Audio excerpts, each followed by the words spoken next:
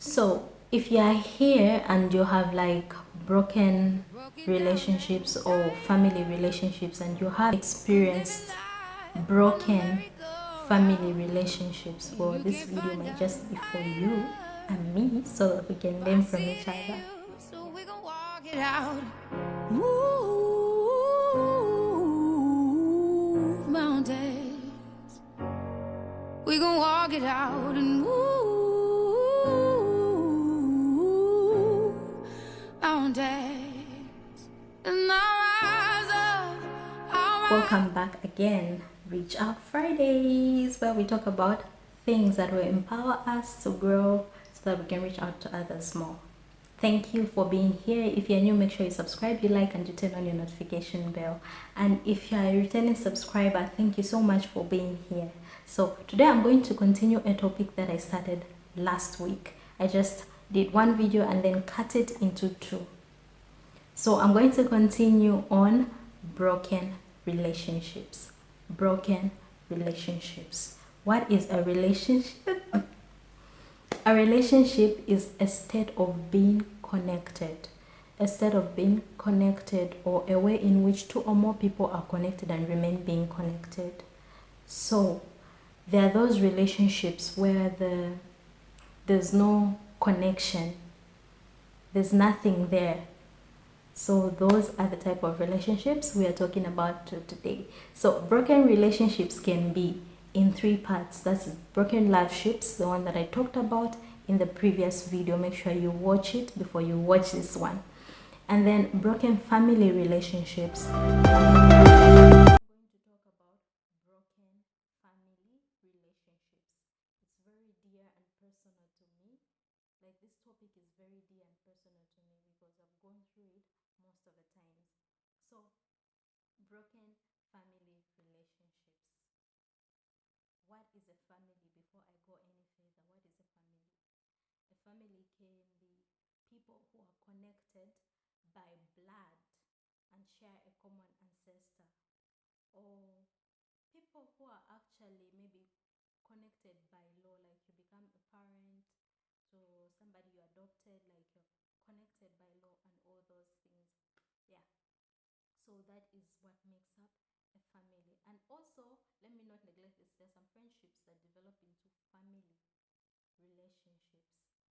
Like those of you who are dating, who are intends to marry, to get married and all those things. And then that's just about it. So let's talk today about family relationships. So if you are here and you have like broken relationships or family relationships and you have experienced broken family relationships, well, this video might just be for you and me so that we can learn from each other. Yeah, broken relationships in family can be from parent to child, or child to parent, or siblings, or even among like the extended family, nieces, nephews, everybody, uncles, aunts, and everybody. So the broken relationship in a family can be in those aspects: family, like parent, siblings, extended family, and so on and so on.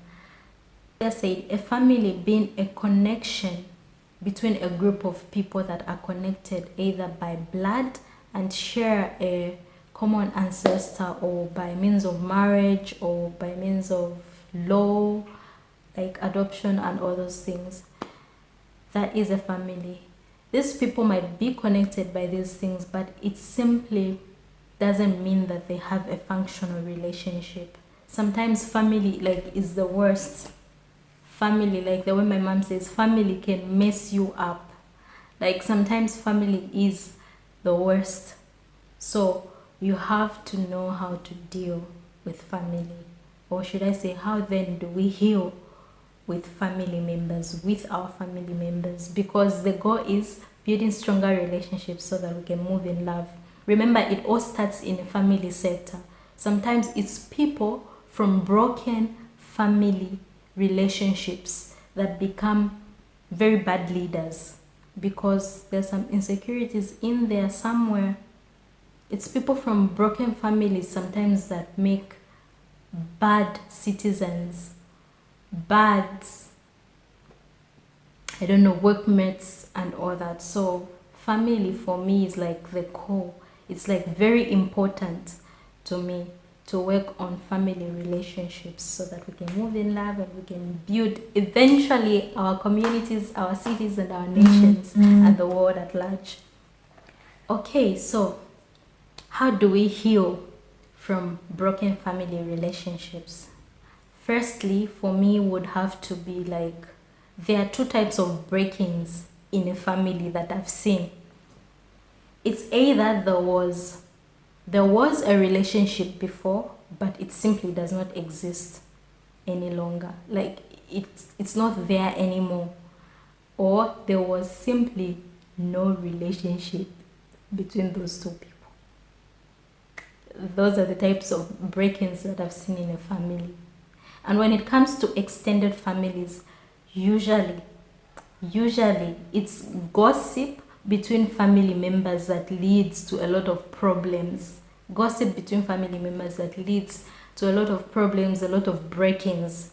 Like just talking from experience, that kills all of it. So I would encourage people, like extended family members and all that, always look out for one another. There's no way to build a family if all you do is trash each other and keep bringing each other down. There's no way that family can be built. So stop the gossip. My auntie is here today. I'll talk about my auntie. My cousin is here. My cousin is not here today. I'll talk about my cousin. Like, stop that. Always look out for one another, because when the devil knows there's a gap somewhere in your family, oh my god, he'll feast on that and he'll break a family. A family divided never stands. A family divided never stands. So always look out for one another. And if between the two of you, it's either you and your cousin, if the relationship is broken, always confront with care.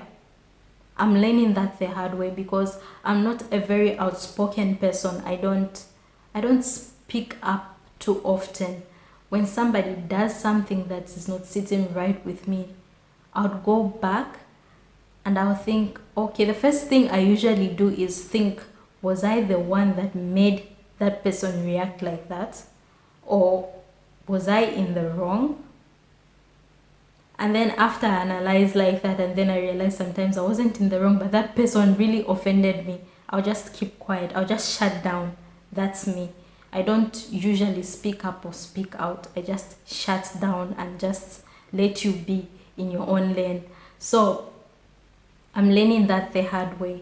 In families, it doesn't work like that. If a cousin, parent, or anybody, a sibling, offends you or you find yourself in an altercation, always confront with care.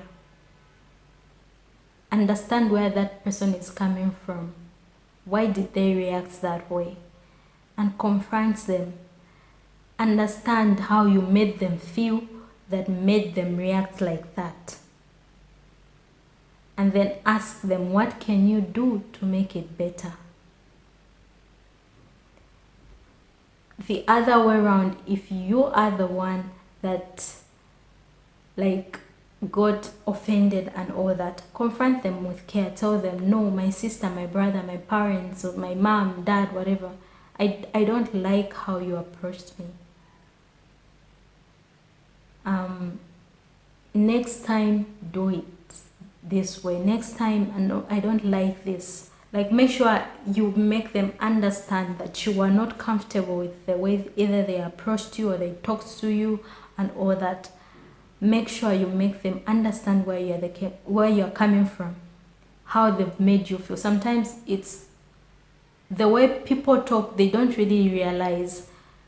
But because many of the people have scars, they might just talk anyhow and also like uncover your scar. So make sure you make them understand where you're coming from. That day when you talked like that, it made me feel this way. So next time don't do it.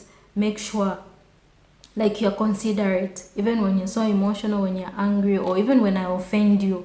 Come to me, come and tell me, oh, Maggie, you offended me, and this and that, and let me know what I can do to make it better. Like you talk to them like that, so that there's balance. You confront with care, don't confront with anger. Don't confront with anger. It doesn't work, because in the state of anger, one of you is very angry, will say a lot of trash, will say a lot of things, and then the other one also will maybe get defensive, and you end up like messing up the whole thing. So if that thing happens there and then, maybe take time out, think about it, think about your own contribution to the problem. Stop blaming others always for the problem. Think about your own contribution to the problem, and later on, maybe after the whole thing has calmed down, then you can talk. You can like talk, make the person who maybe offended you, make them understand how what they said or what they did, how it made you feel, how you didn't like it, how you deserve to be respected. Always. Because what makes a relationship not to work also is lack of respect, especially in a family setting. People take people for granted. No wonder the Bible says a prophet is not respected in his own hometown. That's not a joke. Respect in a family setting is required. Usually what breaks relationships in family settings is lack of respect for each other. I don't care if you are my younger brother. I don't care if you're my elder sister. I don't care if you're the last born of the family. Respect each other. I don't even care if you're the mom or the dad. Respect each other. Sometimes also parents take for granted their kids. It's just a child. It's just a child. The Bible says, let nobody put you down just because you're young. You also have certain contributions to give, and we can learn from anybody, even a toddler. We can learn from a toddler. We can learn from anybody. So make sure you respect each other. Respect each other. That's like the outermost goal to heal a broken family relationship. I don't care if you've grown up together. I know maybe growing up together you tend to be familiar with each other, and familiarity brings contempt. So make sure you think about that and always respect one another. I don't care if you're younger than me. I'll respect you because you are a human being. You have important things to teach me too. You have important things to learn from me too, and we together can do something big. That's why even when I'm approaching my younger brothers and all that, I make sure I don't really approach them from a place of authority, like, hey, that's my younger brother, hey, do this, do that. No, I approach them from a friendly or a friendship point of view, realizing that I should respect them. And I, you strip them off their roles, either your brother, your auntie. That's why we even get offended, because we've put too many expectations on people, depending or thinking about their roles. Oh, this is my mother, she should do this, she should do that, she should do that. Strip them of their roles. Love them for who they are as an individual. This is my brother, he should do this. That one took me a long time to learn. It really took me a long time to learn. This one is my brother, he should do this, he should do that, he should do this, he should do that. No, strip them of their roles. Love them for who they are as an individual. Some people don't have to behave the way you think a brother should behave. Sometimes we get the society point of view, like, oh, brothers are supposed to behave like that, sisters are supposed to behave like that, and that is what we expect from our own brothers and sisters. But that's not the way it should be. A sister shouldn't have to act the way you think a sister should act. That's an individual. They should act according to the way they think and the way they analyze issues. Remember, we are all different, and usually people act according to the amount of information they have in them, which is very different from the information you have, which is very different from the information you have and the information another person has and the information another person has. So understanding each other is also key. So thank you so much for watching. I hope you learned something from all this blabbing I've blabbed in this video. Hope you learned something. So until next time, Michelle Wino.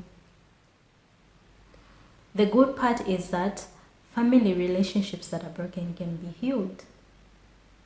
You just have to stand in faith and know how to go about it and be ready to do the work, because it's work and work that makes a good relationship. Work on both sides. So be ready to do the work in order to heal a family broken relationship.